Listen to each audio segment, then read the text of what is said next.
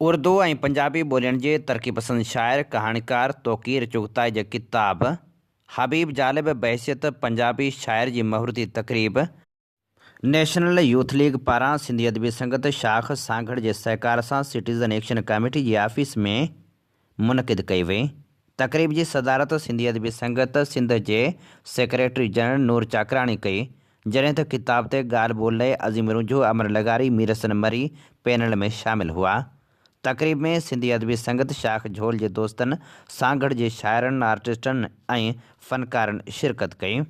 आख़िर में सिंध जे सुरीले आवाज़ सां पंहिंजी सुञाणप ठाहींदड़ उस्ताद घराणे जे फ़र्ज़ंद हिदायत गुलज़ार सुर वरखा पिणु कई। जॾहिं त साहिब किताब तौक़ीर चुग़ताई ख़िताब कंदे चयो त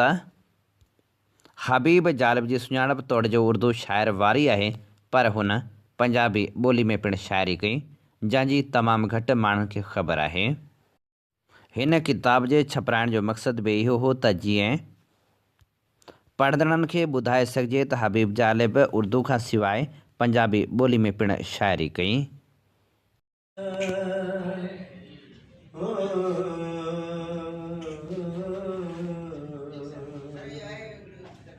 ओ परचन शाल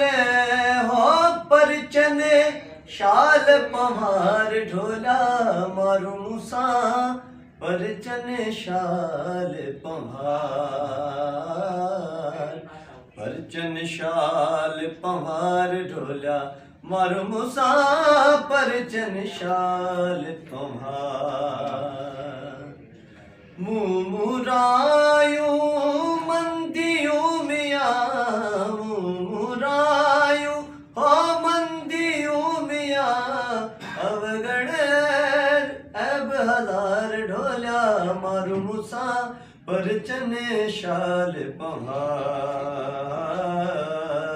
परचन शाल पहाड़ ढोला मारू मूसा परचन शाल पहाड़ ए बन भारी ओ आहिया मिया ए बन भारी आहिया मिया 70 कज सतार ढोला मारू मूसा परचन शाल पहाड़ परचन शाल पहाड़ ढोला मारू मूसा परचन शाल पहाड़ अदियूं शाह लतीफ़ चयला बिट जो घोट लतीफ़ चयला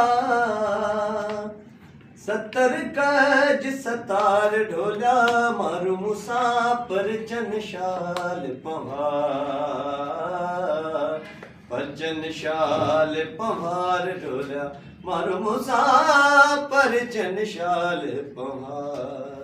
फिक्शन हाउस लाहौर के तव्हां सभु सुञाणो था, मैंने किताब छपाईंदा आहिनि। अहिड़ो को किताब हुनजी तुम्हारा ख़त नहीं आया, वो लाहौर में 1997 में हिन जो पहिरियों किताब हो जेको छपियो। उन खां अलावा तौक़ीर जी मूं सुञाणप तव्हां कराई। उर्दू सां गॾु हिन जी पंजाबी सुञाणप तमामु ज़बरदस्त आहे। पंजाबी शाइरी जो हिन जो जेको आहे सो आहे किताब विछोड़ा, उहो बि जेको आहे फिक्शन हाउस छपायो आहे। आख़िरी ला हंजू, उहो 2001 में हिन जो किताब जेको आहे सो जेको आहे कहाणियुनि जो आहे, उन शॉर्ट स्टोरी जो आहे, उहो पाकिस्तान में बि छपियो आहे ऐं दिल्ली में इंडिया में बि जेको आहे किताब छपियो अथसि। ऐं उन खां अलावा हिन जो किताब आहे नूर जहान जी बायोग्राफी, जेका लोकगीत ऐं जेके हुनजा ॿिया आहिनि, उहे चंडीगढ़ जेको आहे सो इंडिया मां उहो किताब छपियो। रोशन ख़्याल लोग बायोग्राफी आहिनि जेके हुन में जेको आहे सो सांझ पब्लिशर जेका आहे जंहिं हिन जो ही किताब छपियो है किसी और जगह पे। मगर हमारा मकसद ये था कि जो हमज़ैन लोग हैं या दूसरे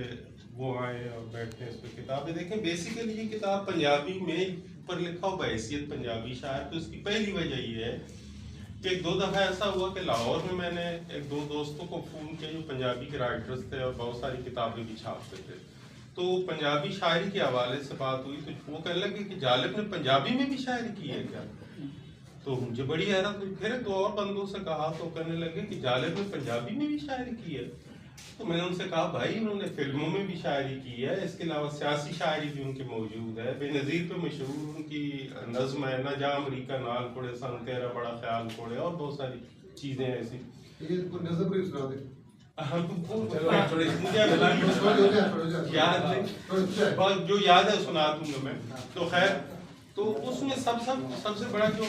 हालांकि ये किताब पंजाबी में नहीं उर्दू में है ये किताब, लेकिन उसमें ये बताया गया कि हबीब जालिब जो है उन्होंने जो पंजाबी में शायरी की उसमें भी उन्होंने बलूचिस्तान के लिए, सिंध के लिए, पूरे पाकिस्तान के लिए उसी तरह के जज्बात थे जिस तरह के उर्दू में उन्होंने शायरी की,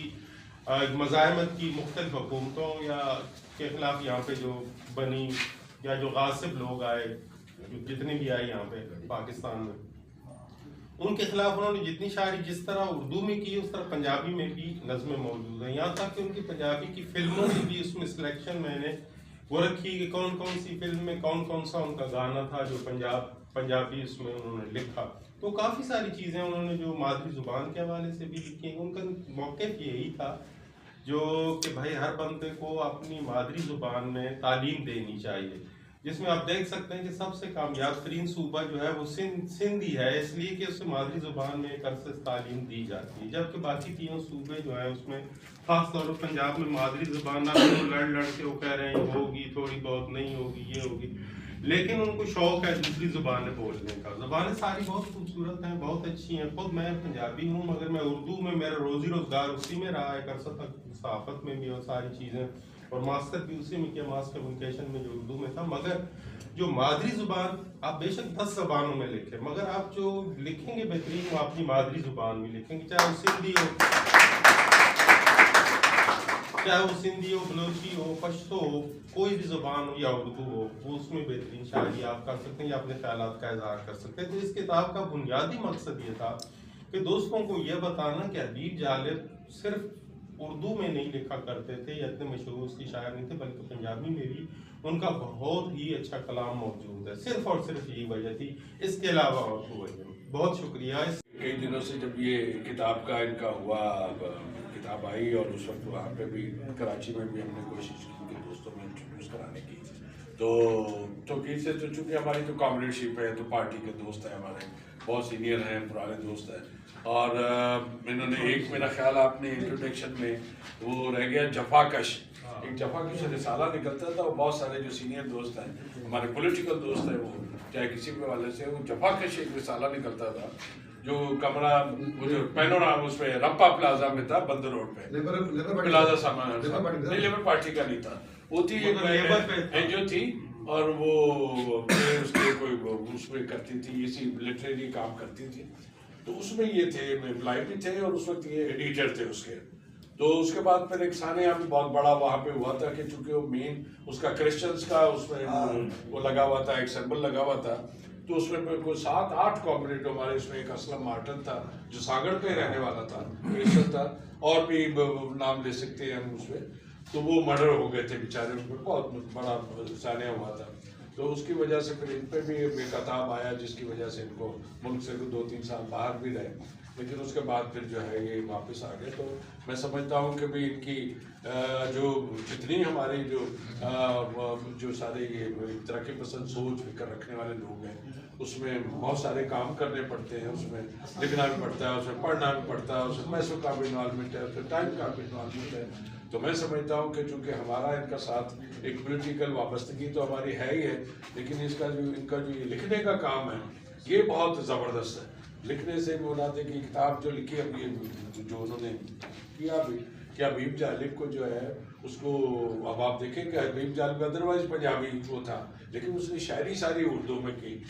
और इसी तरह से फैज़ अहमद फैज़ है, और बहुत सारे नाम आप ले सकते हैं जिन्होंने सिंधी होने के बावजूद तो पंजाबी में की, पंजाबी होने के बावजूद उन्होंने सिंधी में की, सिंधी होने के बावजूद उन्होंने शेख अयाज और इस तरह के हमारे बहुत बड़े शायर हैं जिन्होंने उर्दू में भी बहुत सारी अच्छी नज़में भी लिखी अच्छी। लेकिन मज़ाहमती शायरी तो हम तो उस हवाले से इनको अप्रिशिएट भी करते हैं, और मैं समझता हूँ कि उन्हें काफ़ी दिनों से इनकी थी एक ख्वाहिश की यार जब सागर के दोस्तों के पास चलें और उनके साथ एक गेट टुगेदर भी करें। इसी हवाले से मैं ये किताब भी हमारी इंट्रोड्यूस हो जाएगी, और इसी हवाले से पता भी लग जाएगा कि भाई हम ये सारी चीज़ों को कर रहे हैं। तो मैं सागर के दोस्त मीरसन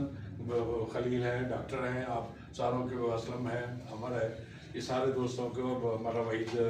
मुफ्ती है, तो सारे दोस्तों को बहुत अप्रिशिएट है कि उन्होंने सारी अमल में हिस्सा लिया। और असांजो हिकिड़ो पुराणो नातो आहे जफ़ाकश खां हिते या इधर अमन इंसाफ़ जफ़ाकश, उन खां पोइ हिते जेको आहे हिते ॿिया बि जेके प्रोग्राम्स थींदा हुआ मज़दूरनि जे हवाले सां, उन सां तॾहिं बि तौक़ीर साहिबु हिते सांगड़ में जेको आहे मुसलसल ईंदो रहंदो। ऐं ॿी ॻाल्हि इहा आहे त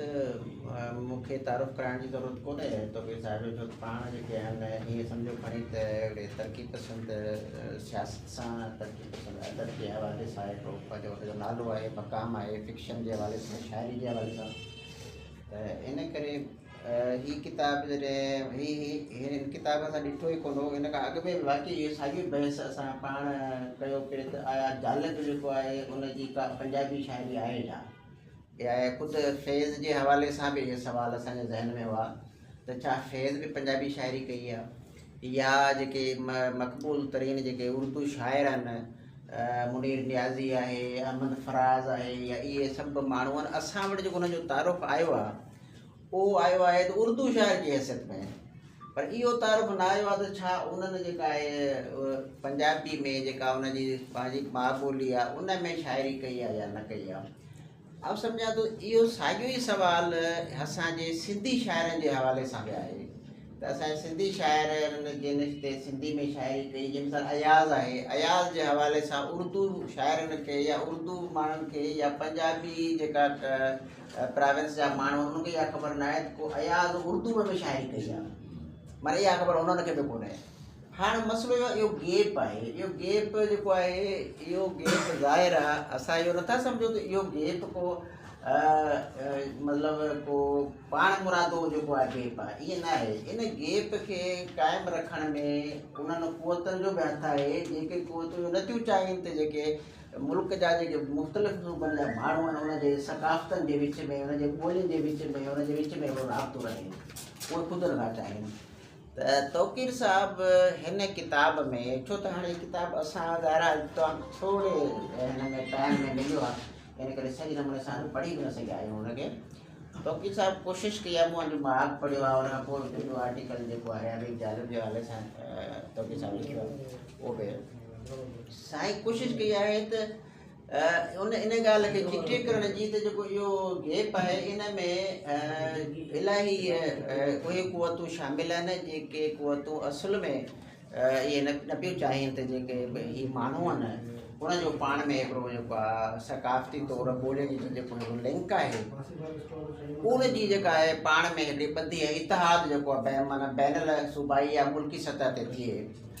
त उन में इज्तमाही ऐं इनफरादी ऐं इज्तमाही जेका मज़ाहमत आहे शाइरी में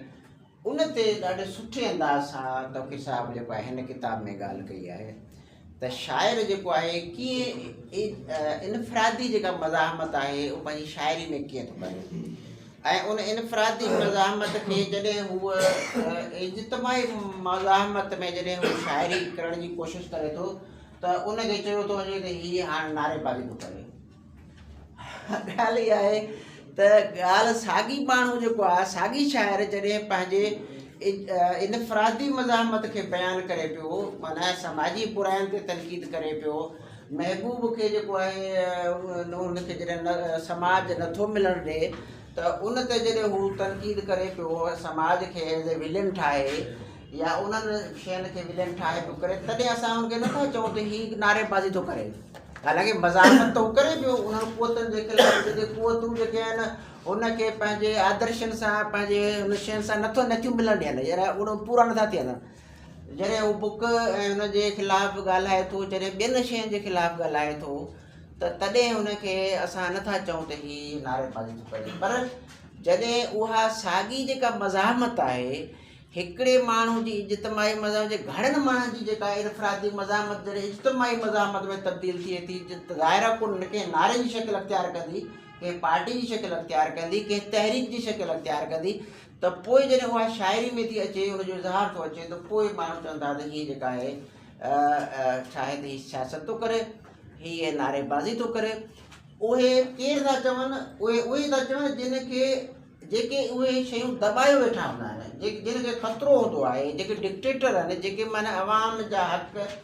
उहे जेके दॿाए वेठा हूंदा आहिनि। त इन करे हिन में ॾाढो सुठे नमूने सां तोखे इहा ॻाल्हि बयानु कई आहे त कीअं माना मुख़्तलिफ़ जेके असांजा शाइर आहिनि पंहिंजे मज़ाहमत जा ऐं मज़ाहमत जी हिकिड़ी जेका रिवायत आहे, तारीख़ आहे, उहा कीअं माना असां वटि ठही आहे। त इहा साॻी ॻाल्हि असां पाण ॾिसूं था सिंधी अदब में बि 1920-21 खां पोइ जॾहिं तरक़ी पसंदि तहरीक जेका ठहे थी त उहा ठहे ई इन बुनियाद ते थी त जॾहिं इनफ़रादी मज़ाहमत जॾहिं सियासी मज़ाहमत में तब्दील थिए थी त अदब जॾहिं उन सिरे लिखणु शुरू थिए थो त पोइ माना इहा ॻाल्हि महसूसु थिए थी अदीबनि खे त छो न हिकिड़ी अहिड़ी तनज़ीम ठाहिजे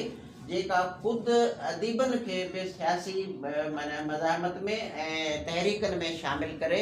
हिकिड़ो वॾे आवाज़ में जेको आहे असां हुनखे कन्वर्ट कयूं। त इहा सभु ॻाल्हियूं जेके आहिनि उहे हिन में शामिलु आहिनि। पर हिकिड़ी तमामु भलो नुक़्तो जो भली ॻाल्हि जेका इलाही माण्हुनि खे जेका कंफ्यूजन हूंदी आहे हिन ॻाल्हि में त मज़ाहमत जेका आहे उहा ख़ुदि जेको नारेबाज़ी न आहे, उहा ॻाल्हि तौक़ीर साहिब हिते जेका कई आहे त मज़ाहमत शाइरनि में ऑलरेडी हूंदी आहे। इहा ॻाल्हि न आहे त भई असां जेको आहे जीअं असां वटि ॿ क़िस्म जा जॾहिं तरक़ी पसंदि तहरीक जे अदब जे हवाले सां इहा शइ ठही त तॾहिं इहा ॻाल्हि बि जेका आहे माण्हुनि में उलाई वई त हिकिड़ो तरक़ी पसंदि अदब थींदो आहे, ॿियो वरी जेको आहे गैर तरक़ी पसंदि अदब थींदो आहे, माना इहो बि माना ठहियो हुयो। हालांकि जेका आहे इहा ॻाल्हि माना क्रिएट कई वई, अदब जेको आहे उहो माना गैर तरक़ी पसंदि थींदो ई न आहे, माना इहो सम्झो शाइर बग़ावत कहिड़ो बि हुनखे नालो ॾियूं इहो आहे। पर हबीब जालिब जो जेको कुलियात आहे, कुलियात हबीब जालिब, उन में बि हिनजी कुझु पंजाबी शाइरी ॾिनल आहे जेको हिनजी सॼी शाइरी जी जेका सहेड़ आहे। पर जेको हबीब जालिब असल में शुरू खां जॾहिं खां हिनजी जेका शाइराना ज़िंदगी आहे उहा जेका आहे अवामी आहे, हुन कंहिं बि ॿोलीअ में चाहे पंजाबी हुनजी शाइरी आहे चाहे उर्दू हुनजी शाइरी आहे, उन जा जेके करेक्टर्स आहिनि, उनजी जेका पस मंज़र आहे या उनजी जेका मंज़र निगारी आहे उहा साॻी आहे। मज़लूम महकूम तबक़नि जो आवाज़ उन ज़ालिमाना समाज सां बग़ावत जंहिं समाज में हुन पाण खे सदाईं मिसफिट कयो, ऐं जेका हिनजी सुठी ॻाल्हि जेका हबीब जालिब जी जेका असां सभिनी लाइ हिकिड़ो उत्साह जो सबबु बणिजंदी आहे जॾहिं बि हबीब जालिब खे पढ़िजे थो या हुनजी ज़िंदगीअ खे ॾिसिजे थो त हू सिर्फ़ु जेको आहे सो लफ़्ज़नि खे उणींदड़ शाइर न हो पर हिकिड़ो प्रैक्टिकल शाइर हो। हू मुज़ाहिरनि में बि नज़र अचे थो, हू हड़तालुनि में बि नज़र अचे थो, धरणनि में बि नज़र अचे थो, हू जेलनि में बि नज़र अचे थो, फटका खाईंदे बि नज़र अचे थो। हर हंधि हू जेको आहे सो पंहिंजो उहो अवामी किरदारु जेको हू ॿियनि माण्हुनि लाइ ॾिसणु चाहे थो या ॿियनि माण्हू पंहिंजी शाइरीअ जे ज़रिए माण्हुनि खे मोबिलाइज़ करणु चाहे थो, जंहिं पैगाम लाइ, जंहिं जदोजहद लाइ, जंहिं तहरीक लाइ, उन में हू पाण बि नज़र अचे थो। मूं कल्ह खां वठी मीर हसन खे चयो पिए त हीअ किताबु अगरि मूंखे थोरो जल्दी मिली वञे त आउं ज़रूरु मुंहिंजी ख़्वाहिश हुई त आउं हिन ते तफ़सील सां ॻाल्हायां, छो त हिन में जेको हिनजी फ़हिरिस्त हुई उन में कुझु शयूं अहिड़ियूं हुयूं जेके मुंहिंजी ज़ाती शौक़ सां बि लाॻापियल हुयूं, पर उहो किताबु सां ट्रेजिडी थी वई, जेको मीर हसन मूं लाइ खणी आयो वरी गुम थी वियो त वरी हींअर ई मिलियो। त इन में हाणे ही जेको आहे सो सफ़ा मुख़्तसर किताब आहे, 4 हिसा रखिया आहिनि तोकीर साहिब। इन में जेको पहिरियों हिसो आहे उहे तोकीर साहिब जा पंहिंजे ई जेके आहिनि मज़मून आहिनि उन में, ऐं जेको ॿियो हिसो ऐं टियों हिसो आहे मूंखे उन जा जेके मज़मून आहिनि या उन जा जेके उनवान आहिनि उहे त साॻे हिकु जहिड़ा लॻनि था। ख़बर न आहे त उनखे ॿिनि हिसनि में पोइ छो विरहायो वियो आहे, या त इहो आहे त हिकु तरफ़ जेके आहिनि उहे मुख़्तलिफ़ ॿिया दानिश्वर आहिनि जिन जा मज़मून आहिनि। जेको टियों हिसो आहे उन में ख़ासि तौर ते जेके असांजा लेफ्ट जा पॉलिटिकल एक्टिविस्ट माण्हू आहिनि उन्हनि जा मज़मून या शयूं आहिनि त शायदि उनजे करे उन्हनि खे वरी अलॻि हिसे तौरु ॾिनो वियो आहे। ऐं चोथों हिसो जेको आहे सो हिन जो इंटरव्यू या यादगिरियुनि ते ॿधलु आहे। बहरहाल ही जेको आहे सो हबीब जालिब जंहिं उनखे जेको आहे सो हर माण्हू सुञाणे थो ऐं हर माण्हू उनखे पढ़े थो जेको तरक़ी पसंदि सियासत, तरक़ी पसंदि अदब, तरक़ी पसंदि सोच सां वाबस्ता आहे। उन लाइ हबीब जालिब जो जेको आहे सो तारीफ़ जेको आहे उहो कंहिं बि हुनजो मोहताज न आहे। हाणे हिन में जीअं असां वटि अफ़सोस थींदो आहे असांजो जेको पाकिस्तानी समाज खे हथु वठी गैर सियासी गैर इनकलाबी या गैर नज़रियाती ठाहियो वियो आहे। उन में जॾहिं असां शहबाज़ शरीफ़ खे स्टेज ते बि हिन जो हबीब जालिब जा नज़म पढ़ंदे ॿुधूं था त माना हिकिड़ो अजीब कैफ़ियत असांजी थिए थी त शहबाज़ शरीफ़ चए थो त ऐसे दस्तूर को सुबह पे नूर को नहीं मानता, माना हुनखे शर्म अचणु घुरिजे त हू कहिड़े हुनजी ॻाल्हि थो करे जेको आहे सो अहिड़ा माण्हू पोइ हुनखे कोट कनि था या हुनखे पढ़नि था। हाणे हबीब जालिब जी जेका उर्दू या पंजाबी शाइरी जॾहिं असां पढ़ूं था त पाकिस्तान ठहण खां वठी हिन वक़्त ताईं, हालांकि हबीब जालिब खे फ़ौत थिए काफ़ी अरसो थी चुको आहे, पर हींअर जेका ही आइनी भञडरा थिए पई जेके 27वीं तरमीम 26वीं तरमीम आइन ते गैर जमहूरी माण्हुनि जो हिन मुल्क ते मुसलत थियणु, असांजी अमरीकी ग़ुलामी आहे, उहे सभु जेके शयूं आहिनि उहे हिन जी शाइरीअ में तव्हांखे मौजूदु मिलंदियूं। शाइर जेको आहे सो उन समाज खे उनजे माहौल खे उनजी सियासत खे उनजी सभिनी शयुनि खे उन तरह सम्झी जॾहिं उन में पंहिंजे ख़्यालनि जो इज़हार करे थो त पोइ ईअं महसूसु थिए थो त हू ईंदड़ वक़्त जूं शायदि अॻकथियूं करे थो। हिन में माना काफ़ी शयूं अहिड़ियूं आहिनि जेके माना ईअं महसूसु थिए थो त शायदि हिन जो 27वीं तरमीम लाइ लिखियो आहे या हिन फील्ड मार्शल साहिब लाइ लिखियो आहे जेको हता हयात उहो असां ते मुसलत रहंदो, त अहिड़े तरह जूं जेके शयूं आहिनि उहे असांखे हबीब जालिब जी शाइरी में मिलनि थियूं। ऐं हिन जो हिकिड़ो मुख़्तसर पर इंतिहाई अहम मज़मून आहे हबीब जालिब की पंजाबी फिल्मी शाइरी में मज़ाहमत। इन ते ज़रूरु आउं थोरो अॼु त न शायदि कंहिं ॿिए वक़्तु छो त इन ते थोरो मुंहिंजो कमु कयल बि हुयो ऐं तोकीर साहिब सां डिस्कस कंदासीं, पर थोरी हिकिड़ी ॻाल्हि आउं हिते उहा उन हवाले सां रखणु चाहींदुसि त जेका फिल्म असां सां ट्रेजिडी इहा थी त बॉलीवुड लॉलीवुड जेको असां वटि छॾिजे थो पाकिस्तान ऐं इंडिया जी फिल्म इंडस्ट्री, इंडिया में उन्हनि खे एतिरो फ्रीडम ऑफ एक्सप्रेशन मिलियो जो हू हर मौज़ू खे उन तरह सां प्रेज़ेंट करे सघिया पिए। असां जॾहिं हुते गुरु दत्त या उन ज़माने जूं फिल्मूं ॾिसूं था, गुरु दत्त जी फिल्म प्यासा आहे, शायदि कंहिं दोस्तनि खे ॾिठल बि हूंदी, ऐं प्यासा उहा जेका प्योर हिकिड़ी आम हारी ऐं मज़लूम माण्हुनि जी ऐं उन्हनि जे मसइलनि ते ठहियलु आहे। ऐं उनजो जेको इख़्तिताम थिए थो, गुरु दत्त जेको उन फिल्म जो डायरेक्टर बि आहे हीरो बि आहे, उहो साहिर लुधियानवी जी मशहूरु नज़म ॻाए थो, ये तख़्तूं ये ताजूं ये महलूं की दुनिया ये इंसान के दुश्मन रवाजूं की दुनिया, इहो त उहो उन फिल्म ॾिसंदड़नि ते हिकिड़ो पूरो सहर तारी थो करे। ऐं असां त शायदि सिनेमा ते ॾिसण खां महिरूम थियासीं, असां नंढी स्क्रीन ते ॾिसूं था, पर आउं सोचींदो आहियां त जॾहिं उन सिचुएशन खे उन मंज़र खे माण्हू वॾी स्क्रीन ते ॾिसंदा हूंदा त उन्हनि में जेको आहे इंस्पिरेशन उहो जेको इनकलाबी जज़्बो ईंदो हूंदो त केतिरो उहो वॾो हूंदो। अहिड़ी तरह इंडिया में इलाही सारियूं फिल्मूं उन्हनि जेको आहे सो सोशलिस्ट कम्यूनिस्ट या तरक़ी पसंदि ख़्याल तहत ठाहियूं हुयूं ऐं उन में उन्हनि शाइरनि खे मौक़ो मिलियो त हू पंहिंजी शाइराना इज़हार ज़रिए उन जूं कहाणियूं बि लिखी सघनि ऐं उन ते उहे गीत गाना ऐं उन ई मंज़रनि में लिखी सघनि। हिते जीअं असांजी सियासत खे हू शहबाज़ शरीफ़ या ज़रदारी जहिड़नि माण्हुनि इनकलाबी नालनि में उहो करे छॾियो, आलूदा करे छॾियो, त हिते जी फिल्म बि ईअं थी वई। हसन अस्करी जे नाले वारो ई मशहूरु डायरेक्टर आहे हसन अस्करी, पाकिस्तानी फिल्मुनि जो तमामु वॾो डायरेक्टर रहियो आहे। उनजे इंटरव्यू जे बुनियाद ते ई मूं हिकिड़ो मज़मून लिखियो पियो जेको मूं सोचियो पियो त शायदि मुंहिंजो किताबु छपजंदो त उन में छपाईंदुसि, पर हाणे शायदि उनखे किताब जो इरादो मुल्तवी थी वियो आहे त वरी सोशल मीडिया ते या किथे रखिबो। हुन हिकिड़ी ॻाल्हि कई हुई त हुन महिल पंहिंजे पाण खे नज़रियाती माण्हू सॾायो पिए ऐं तरक़ी पसंदि माण्हू सॾायो पिए। हुनखां जॾहिं इंटरव्यू कंदड़ इहो सुवालु पुछो त तव्हां जेका पाकिस्तानी फिल्मुनि में जेका समाज जी जेका अकासी कयो था उहा हुनजे बिल्कुलु उबतड़ आहे। जंहिं तरीक़े जो असां वटि समाज आहे, जंहिं तरीक़े जी असांजी सोच आहे, जंहिं तरीक़े जो असांजो हीरोइज़म आहे, त तव्हां हुनखे कीअं था ठाहियो? त हुन अजीब क़िस्म जो जवाबु ॾिनो त असांजो जेको फिल्मुनि जो जेको हीरो आहे, छो त हुनजी फिल्मुनि में घणो करे सुल्तान राही हुयो, त हुन चयो त असांजो जेको सुल्तान राही आहे इहो एज़ इट इज़ ईअं ई आहे जीअं कार्ल मार्क्स जो जेको हिकिड़ो नज़रियो आहे या असां वटि जेको सोशलिज़म जो हिकिड़ो नज़रियो आहे, इहो हुनजो जेको आहे सो हिकिड़ो अकासी आहे, उहो किरदारु आहे, असां उहो ॾेखारियो आहे त उहो कीअं हिकिड़ो मज़लूम हारी मज़दूर उथे थो, समाज सां विढ़े थो, बग़ावत करे थो, सभु शयूं ड्राहे ऐं जेको आहे सो उन्हनि खे करे थो। इन खां वधीक असां कहिड़ो प्रचार कयूं, नज़रियाती प्रचार। हाणे इहो जेको एंटी हिकिड़ो नैरेटिव हुयो सॼे हुन असांजे इनकलाब जो या इनकलाबी सोच जो, उते मुंहिंजे ज़हन में इहा सोच आई हुई त हुनखे चइजे या हुन सां ॻाल्हाइजे या हुन सां डायलॉग कजे त तव्हां जेको आहे सो इहो जेको आहे सो सुल्तान राही जहिड़नि किरदारनि जी सूरत में उन ई समाज जी जेको आहे या उन ई माहौल जी सपोर्ट कयो पिया जेको असां नथा चाहियूं। तव्हांजो सुल्तान राही केतिरी बि जदोजहद करे, केतिरा बि वॾेरा मारे, केतिरा बि करे, पर आख़िर में हुनखे सपोर्ट केरु थो करे? आख़िर में को न को वरी हिकिड़ो ईमानदार वॾेरो बि अची थो वञे, आख़िर में को हिकिड़ो ईमानदार जज बि अची थो वञे, आख़िर में को ईमानदार सियासतदान बि अची थो वञे जेको हुन सां गॾु बीहे थो, हिकिड़ो ईमानदार DSP SP बि अची थो वञे जेको वरी हुनजी सॼी हुनजी सपोर्ट करे थो या अदालत हुनखे या त बाइज़त बरी थी करे या छा थी करे। त हाणे इहो जेको इहो आहे तव्हां वरी उन सिस्टम खे सपोर्ट पिया कयो ऐं माण्हुनि खे ॾेखारणु पिया चाहियो त तव्हां हिते जे बग़ावत कंदव, तव्हां हिते जे ज़ुल्म समाज ॾाढे सां विढ़ंदव, तॾहिं बि जेको हीउ सिस्टम आहे जेको तव्हांजो भरजलो थिए थो, जेको तव्हां सां गॾु बीहे थो, जेको उन सॼे नैरेटिव जो उबतड़ आहे जेको हिते असां वटि अमली तौरु ॾिसण में अचे थो। त अहिड़ो जेको हिकिड़ो एंटी नैरेटिव ॾिनल आहे असांजे अदब में, असांजे समाज में, ज़ाहिर आहे इहा ज़ियाउल हक़ साहिब जी महिरबानी आहे जो हुननि सभिनी शयुनि ते पाबंदी लॻाई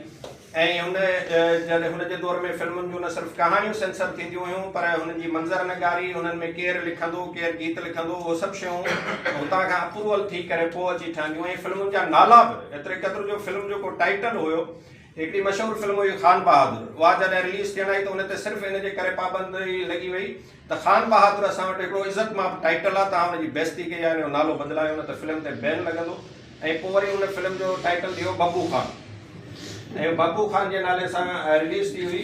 ऐं उहो अगरि दोस्त हींअर हुनखे गूगल ते सर्च कंदा त अञा ताईं बि हुनजे पोस्टरनि ते असुलु जेके हुन फिल्म जा पोस्टर आहिनि हुननि खे मिटाइण जी कोशिशि करे लकीर ॾेई हेठां वॾे अखरनि में बब्बू खान लिखी हुननि उहा फिल्म रिलीज़ कई। त एतिरे क़दुरु जॾहिं असां वटि उहे हुन इज़हार जी आज़ादीअ ते पाबंदियूं थियूं लॻी वञनि त हबीब जालिब जहिड़े वीचारे माण्हू लाइ किथे स्कोप अचे थो त हू फिल्मुनि जूं कहाणियूं लिखे या फिल्मुनि जी शाइरी करे या हुनखे हुन तरह। त हीअ जेका हिन में हबीब जालिब जी जेका मुख़्तसर फिल्मी शाइरी ॾिनल आहे उहा बि या त औरत या कंहिं ॿी मज़लूम या कंहिं ॿी महकूमियत जे हवाले सां ॾिनल आहे, पर जेको असुलु रंग आहे हबीब जालिब जो उहो न आहे जेको हुनखे ज़ाहिर आहे हुते मौक़ो उहो न मिलियो हूंदो जेको हू पंहिंजी फिल्मी शाइरी में पेश करे सघे हा। त हीअ आउं सम्झां थो त तौक़ीर साहिब जी हिकिड़ी इंतिहाई अहम जेका आहे असां हिकिड़ी कोशिशि आहे त जेके असांजा इन तरह जा जेके शाइर आहिनि उन्हनि जे उन रंग खे बि असां ज़ाहिर कयूं जेको आमतौर ते असां आवाम जे साम्हूं न आहे अची सघियो। जीअं दोस्त सरप्राइज़ पिया थियनि त पंजाबी शाइरी बि हुन कई हुई छा, त अहिड़े तरीक़े सां जेके बि ॿिया फैज़ जी पंजाबी शाइरी आहे, ॿियनि शाइरनि जी पंजाबी शाइरी आहे, पर उहा छो त हुनजो जेको वॾो शाइरी जो स्कोप हुयो या जेका शाइरी पॉपुलर शाइरी थी, जेका शाइरी आवाम जे हुन जे अॻियां अची वई त उन में हू दॿिजी वियूं शयूं।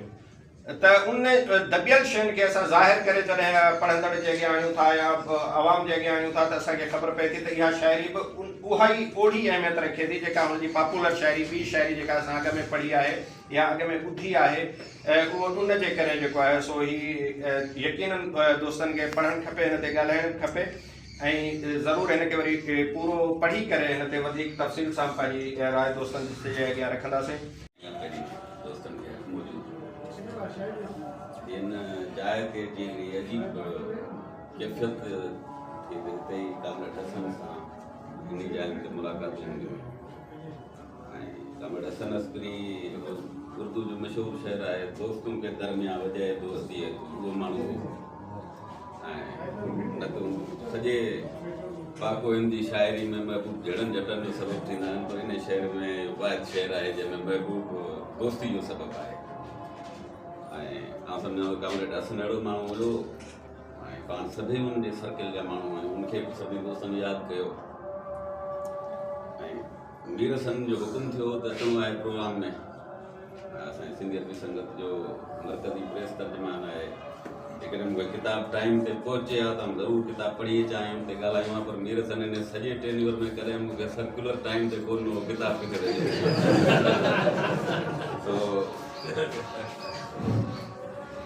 असल में साईं अमर ॾाढी ज़बरदस्त ॻाल्हि कई। हबीब जालिब आउं सम्झां थो त उहो जेके असांजा ज़बरदस्त क़िस्म जा नाले वारा शाइर हुआ उन्हनि में उहो अहिड़ो माण्हू हो जेको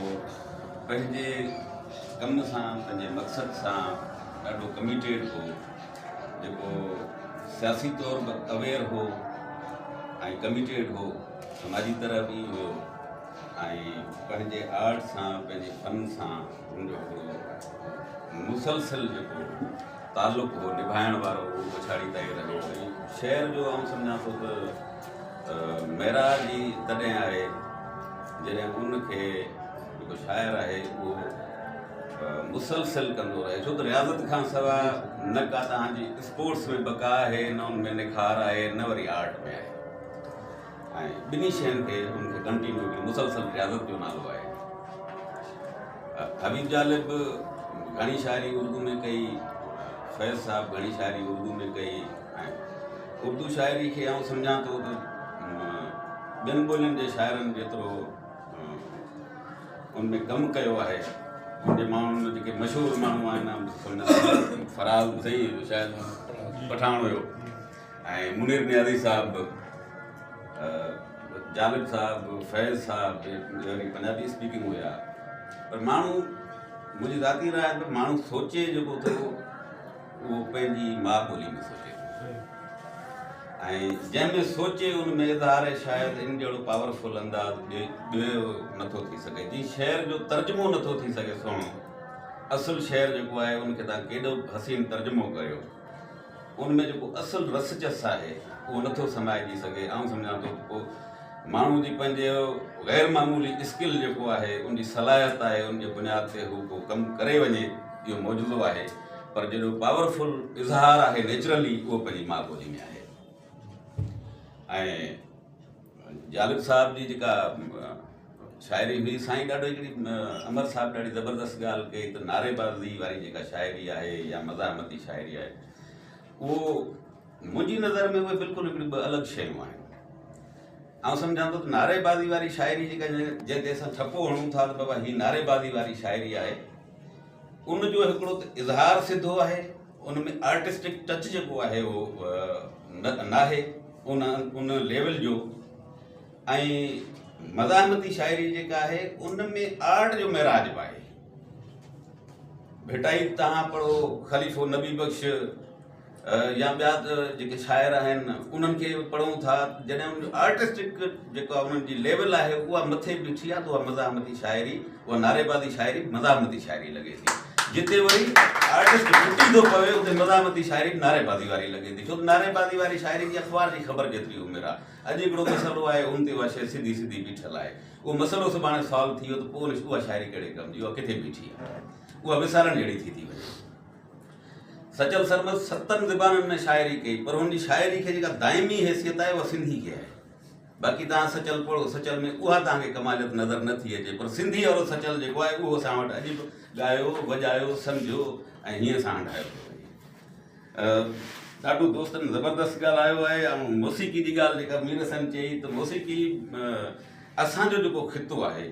उनमें जेके बि असांजा क्लासिक शाइर आहिनि, ऐं सम्झां थो त इंडिया ताईं तौक़ीर साहिबु वेठो आहे ऐं ॿिया दोस्त सभु वेठा आहिनि, त इंडिया में जेका काफ़ी जी सिंफ़ आहे उहा मूंखे उते नापैद नज़र अचे थी। हू काफ़ी अॼु बि शाह हुसैन जी बि ॻाइनि था, ख्वाजा फरीद जी बि ॻाइनि था, या ॿियनि शाइरनि जी ॻाइनि था, पर हुननि वटि काफ़ी जो अंदाज़ आहे ई कोन को। असां वटि म्यूज़िक जेको आहे उहो आम तौर ते रहियो ई क्लासिक जेको आहे उहो घणो काफ़ी ते बीठल आहे। हाणे इहा ॿी ॻाल्हि आहे त पंजाब में जेको आहे उहो काफ़ी जूं ॾाढियूं, छाकाणि त उते क्लासिक शाइर ॾाढा कमाल हुआ, सूफ़ी जेके शाइर हुया उहे ॾाढा कमाल हुआ, उहे पाण, छो त असां वटि को इदारा शुरू खां रहिया कोन आहिनि। हिन समाज में जिते तव्हांखे तबलाई गार हुजे, ठुमरी हणण कूड़ हुजे, उस्ताद ठग जी निशानी हुजे, अहिड़े आड़ दुश्मन समाज में जेकॾहिं इंडिया में पंजाब में उहे माण्हू काफ़ी ॿियनि संफ़ुनि खे जीआरियो वेठा आहिनि, तव्हां सम्झो इहो उन्हनि जो कमाल आहे। असां जी जेके घराना आहिनि म्यूज़िक जा उन्हनि जो पंजाब में, हाणे पंजाब में बि का सुठी सूरत हाल कोन्हे को म्यूज़िक जी, छो त जेको बि संगीत में जेके बि राग आहिनि उहो हिकिड़ो संगीत में ॾाढो हिकिड़ो कॉम्प्लिकेटेड ही सब्जेक्ट आहे, ऐं उनमें हिकिड़ियूं शयूं मामला तय थियल आहिनि, उनखां ॿाहिरि निकिरणो न आहे। पर पंजाब में हाणे जेकॾहिं को 5 सुरनि जो राग आहे त हाणे उहो या 7 सुरनि जो राग आहे, उन जा शयूं तय थियल आहिनि, उनखे हाणे फॉलो नथो कयो वञे, उनमें हिकिड़ी आवारगी आहे अची वई आहे पंजाब में। सिर्फ़ु घराणनि जा कुझु माण्हू उन ते बीठल आहिनि, बाक़ी हाणे सिर्फ़ु 12 सुरनि जो ॻाइणु थी वियो आहे, ऐं उन में को टिकाव कोन्हे को, का उन राग जो टाइम ऐं उन जे जेकॾहिं कंपोज़िशन आहे त उनजो कहिड़ो टाइम हुजणु खपे, राग आहे हिन ठाठ जो ही टाइम आहे, हिन जो ही पाबंदियूं आहिनि, उनमें कोई कोन्हे को। हाणे पंजाब में बि इहा सूरत हाल कोन्हे, असां वटि तुंहिंजो अञा बेड़ो ॿुॾी वियो आहे। स्पेशली सिंधी मौसीक़ी में जेकॾहिं हिते तव्हांखे मिलंदो सूफ़ी जेको असांजो सुंग जो ॻाइणु हो, मैदानी ॻाइणु हो, उहो असांखे हाणे नज़र न पियो अचे। असांजो ॻाइणो हाणे उहो कवाल थी वियो आहे। उहो सॼो हुन कवाली जेतोणीकि असांजी सिंफ़ी कोन्हे सिंध जी, पर हाणे उहो सुंग जो ॻाइण जी जाइ असां वटि कवाली अची वलारी आहे। उहो कवाल जेको आहे पोयां हमनवा जेके हूंदा हुआ, असां वटि हिकिड़ो खड़ताल जो जेको सुंग ॿ ॼणा ॻाईंदा हुआ, खड़ताल जो रिदम या चपड़ी जो रिदम हूंदो हुओ, ऐं हुते वरी ताड़ी जो हूंदो हुयो, पर हुनजा मिज़ाज अलॻि हुआ, अंदाज़ साॻियो हो पर मिज़ाज अलॻि हुआ। तंहिं करे असां वटि वरी इहो असांजा फ़नकार जेके आहिनि उहे अवेयर न आहिनि हुन खां। मूं हिकिड़ी ॻाल्हि चई त मुंहिंजो असां वटि सिंधी ग़ज़ल जेको आहे उहो शाइरी में बि देरि सां आयो। ज़ाहिर आहे शाइरी में देरि सां आयो त पोइ वरी मौसीक़ी में बि देरि सां थियो, पर शाइरनि पंहिंजे ज़बरदस्त महिनतुनि ऐं कोशिशुनि जे करे सिंधी ग़ज़ल खे अहिड़ो रंग ॾिनो जो हाणे उहा असांखे सिंधी में घणे खां घणी लिखी वेंदड़ शायदि ग़ज़ल ई आहे। पर असांजे फ़नकारनि उन ग़ज़ल खे अॼु ॾींहं ताईं ॻाइण जो रंग ढंग ईजाद कोन करे सघिया आहिनि। असांजो आर्टिस्ट न करे सघियो आहे सिंध जो आर्टिस्ट, जेको शुरू में सिंगार अली सलीम, मोहम्मद यूसुफ या ॿ चारि माण्हू संजीदा हिकिड़ियूं कोशिशूं वरितियूं हुयूं, पर अॼु असांजो माण्हू जेकॾहिं ग़ज़ल ॻाए थो त उहो कलाम करे ॻाए थो। ग़ज़ल जी हिकिड़ो उर्दू आर्टिस्ट चयो त चई यार मुझे तो हैरत होती है कि सिंधी में ग़ज़ल में भी डांस होती है। असां वटि इहा सूरत हाल आहे, ग़ज़ल में डांस जी शइ ई कोन्हे। इहा असांजे मतिलबु म्यूज़िक जी हालत आहे, उहा ॾाढी परेशान कोन आहे। ऐं जेके फ़नकार आहिनि, हाणे उन फ़नकारनि सां जेकॾहिं मुंहिंजा काफ़ी दोस्तनि सां इहो कचहरियूं थियूं, मां हुनखे चवां यार ही तव्हां करियो छा पिया, त हुननि जो हिकिड़ो ई जवाबु से हाणे आम माण्हू इहो था ॿुधनि भई फ़नकार जेको आहे उहो समाज जो ख़ासि फ़र्द आहे, उहो आर्टिस्ट आहे ई तॾहिं जॾहिं ख़ासि आहे। जेकॾहिं आम आहे त पोइ उहो आर्टिस्ट न आहे, हुन वटि कला आहे, हुन वटि कमु आहे। जेकॾहिं पंहिंजे कम सां सचो आहे त आम खे मोटिवेट करे न आम खे मुतवजो करे पाण ॾे, त उहो नथो करे ऐं उहो चए थो त आम ई थो चवे। इन जो मतिलबु इहो आहे, मतिलबु तव्हां आर्ट में खुटल आहियो। हिकिड़ो ज़मानो हूंदो, तव्हां दोस्तनि खे यादि हूंदो, उस्ताद अची वेंदा, महफ़िल शुरू थींदी, न ॾिसंदा हुया त बाबा ही माण्हू ॿुधण वारा आहिनि या न आहिनि। 5-7 मिंट जी हिकिड़ी क्लासिकल बंदिश ॻाए छॾींदा हुआ, उन खां पोइ माण्हुनि जो मिज़ाज ॾिसंदा, फरमाइशूं हूंदियूं, पोइ शुरू थींदा हुया। जेकॾहिं कोड़ो सादो आर्टिस्ट आयो, उनखे का बंदिश यादि कोन्हे, उहो चुप करे वेंदो, पोइ वरी हारमोनियम वारो ऐं ढोलक वारो उहो 5 मिंट जो हिकिड़ो सोलो वॼाईंदा। हाणे उहो बंदिश बि वई हली, इहो छा हुयो, उहो माण्हुनि ते तबलीग कंदा, माण्हुनि जा कन हिराईंदा, इहो ॿुधण लाइ माण्हू तयारु रहनि, तरबियत कंदा हुआ। ऐं हाणे उहो उन जी जाइ ते असांजो आर्टिस्ट जेको आहे उहो सोलो बि हलियो, उहा 5 मिंट जी बंदिश बि वई हली। हाणे उहो 5 मिंट हू पंहिंजा ज़ुल्फ़ संवारे थो, उन खां पोइ स्टार्ट तंहिं करे इहा सूरत हाल ॾाढी मतिलबु आहे। ऐं उर्दू शाइरी जे हवाले सां थोरो रुॻो इहो चवंदुसि त उर्दू शाइरी जेके इंसानी रवैया आहिनि, उन में माण्हू जा जज़्बात आहिनि, इंटरनल उन जूं जेके फीलिंग्स आहिनि, उन में असां ईमानदारी जी इहा ॻाल्हि आहे त असांजी सिंधी शाइरी उनखे नथी पहुचे। टूटी हुई चूड़ियूं से जोड़ूंगी कलाई में, जाने क्या पिछली गली में छोड़ाई, किथे आहे सिंधी शाइरी खे पहुचे। पर उन सां हिकिड़ी ट्रेजेडी इहा आहे त इन्हनि सभिनी शयुनि जे बावजूदि सॼी कमाल जी शाइरी ॿुधूं था, पढ़ूं था, ॻायूं था, दोस्तनि में शेयर करियूं था, पर जिते अची उर्दू शाइरी खुटे थी, हुनखे पंहिंजी मिटी कोन्हे, पंहिंजी धरती कोन्हे, पंहिंजी कल्चरल महक कोन्हे, उहा उते अची उर्दू शाइरी खुटे थी। इहा उनजी बदनसीबी आहे।